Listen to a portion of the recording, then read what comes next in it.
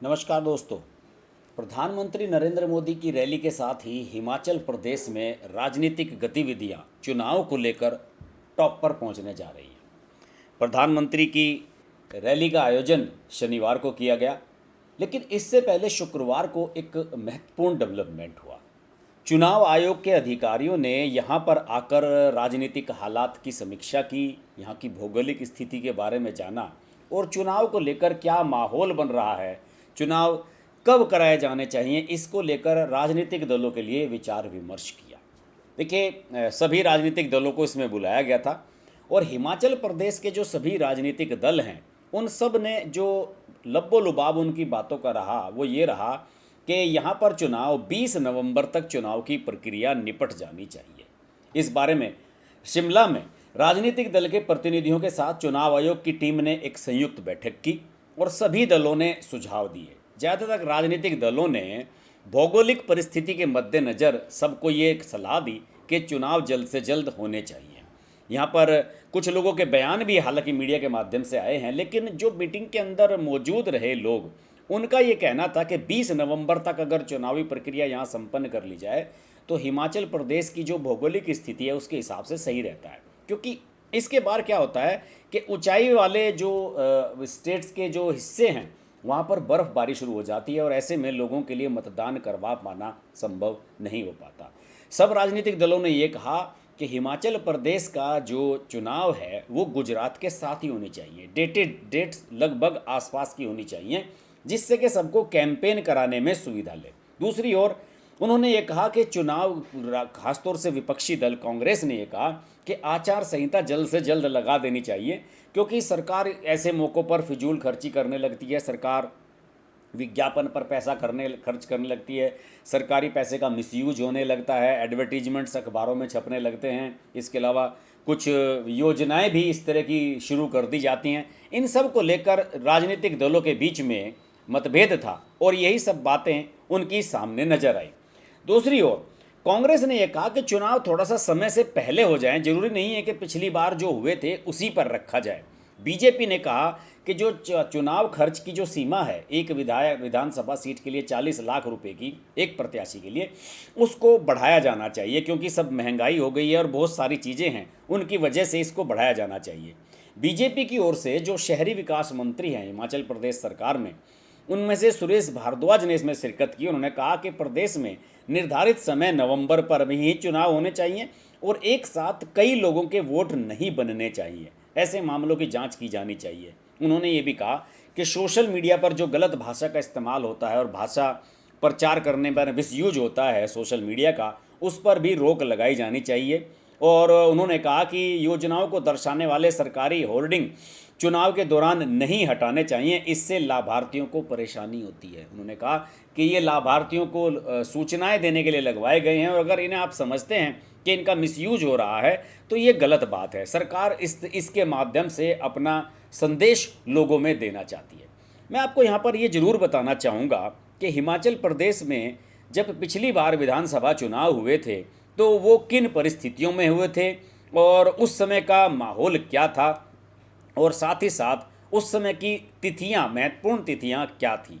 मैं आपको बताऊं कि पिछली बार नामांकन की जो तिथि थी वो 16 अक्टूबर थी, यानी कि 16 अक्टूबर से पहले 2017 में नामांकन होना था। देख लीजिए आप, पिछली बार की 5 साल पहली बात बता रहा हूँ।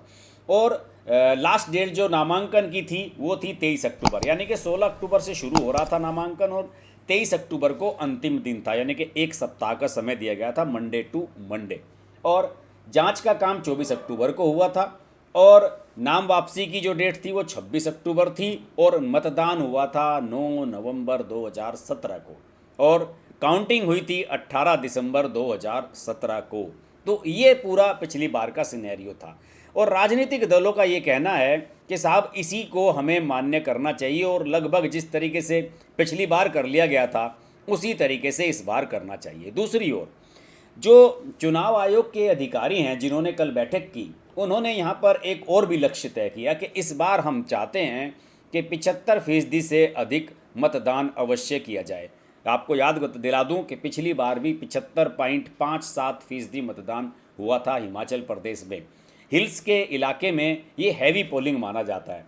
68 सदस्य विधानसभा है यहाँ की, इसमें से 35 सीट जो है किसी को भी हासिल करनी होती हैं बहुमत लाने के लिए। और पिछली बार जब 75.57% मतदान हुआ था तो वो 2012 से 2% अधिक था। तो चुनाव आयोग ये चाहता है कि जिस तरीके से हमने पिछली बार बेहतर यहाँ पर व्यवस्थाएं रखी थी उसी तरीके से हम यहाँ पर बेहतर व्यवस्थाएं करने की कोशिश करें, और यही वजह है कि उन्होंने इनके सभी के साथ मीटिंग की है। साथ ही साथ विधानसभा चुनाव से पहले प्रदेश के वोटरों को जागरूक करने के लिए कुछ और कार्यक्रम भी आयोजित किए जा रहे हैं। प्रदर्शनी लगाने का सिलसिला शुरू किया गया है।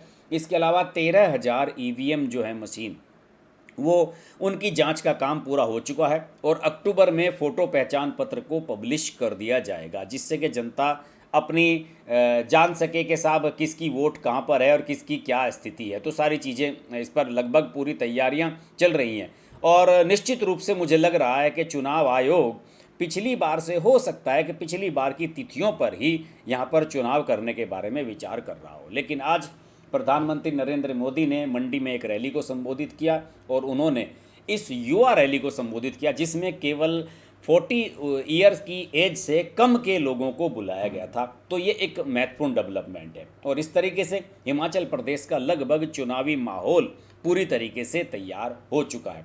राजनीतिक दलों ने तो टिकटों का भी ऐलान करना शुरू कर दिया है। हिमाचल प्रदेश के बारे में जो पिछला वीडियो मैंने बनाया था उसमें मैंने आपको ये बताया था कि उन्होंने टिकटों का ऐलान करना शुरू कर दिया है और साथ ही साथ वामपंथी जो दल हैं उन्होंने 10 सीटों पर नाम फाइनल कर लिए हैं। आम आदमी पार्टी 4 टिकटों का ऐलान कर चुकी है। दूसरे कांग्रेस ने भी लगभग स्क्रीनिंग कमेटी का अपना काम पूरा कर दिया है। 38 सीटों पर नाम लगभग फाइनल हैं। लिस्ट मुझे लगता है कि आचार संहिता लागू होने के साथ ही जारी की जाएगी। दूसरी ओर बीजेपी ने इस बारे में ये तय किया है कि जब तक आचार संहिता नहीं लगेगी, यानी कि चुनाव आयोग तिथियों का ऐलान नहीं करेगा, तब तक हम टिकटों का ऐलान नहीं करेंगे, क्योंकि बीजेपी को ये लगता है कि इससे पार्टी के अंदर मतभेद पनपते हैं और एक दूसरे के प्रति जो असंतोष का भाव है वो सामने आता है। और जब चुनाव नज़दीक होता है, यानी कि 10-15 दिन पहले, सपोज कीजिए 26 अक्टूबर को होना है नामांकन, तो उससे पहले 11-12 दिन पहले ही टिकटों का ऐलान किया जाता है, जिससे कि प्रत्याशी फटाफट नामांकन करे और अपने प्रचार के काम में लग जाए। बीजेपी की हर जगह यही पॉलिसी है। लेकिन फिलहाल यही है ताज़ा खबर। हिमाचल प्रदेश में चुनाव 20 नवंबर से पहले, पिछली बार आप जानते हैं कि 7 नवंबर को हो गए थे, तो उसी तिथि के आसपास इस बार भी चुनाव होने के आसार हैं। हिमाचल प्रदेश का यह जो चुनाव बुलेटिन का सिलसिला है हमारा लगातार चल रहा है। आपको ये कैसा लगता है हमें ज़रूर बताइए, फीडबैक दीजिए। अगर आप हिमाचल से हैं तो कमेंट के माध्यम से मुझे अपना इन्फॉर्मेशन उपलब्ध कराइए। अगर आप मुझसे कनेक्ट होना चाहते हैं, और आप लोगों को बता दूं कि हमारा एक व्हाट्सअप नंबर भी जारी हो चुका है। हिमाचल प्रदेश से अगर आप हैं तो उस नंबर पर अपनी डिटेल्स भेज सकते हैं। मेरी जो कम्युनिटी पोस्ट है उसमें व्हाट्सअप नंबर आपको मिल जाएगा। उस पर आप अपना नाम और हिमाचल प्रदेश के किस हिस्से से हैं आप लिखकर उस पर हाय बोल दीजिएगा, तो आपको उस ग्रुप में ऐड कर लिया जाएगा और सारे अपडेट्स आपको वहां तक मिलते रहेंगे। अगले वीडियो में हिमाचल प्रदेश के चुनाव बुलेटिन के अगले वीडियो में आपसे फिर मुलाकात होगी। तब तक के लिए नमस्कार।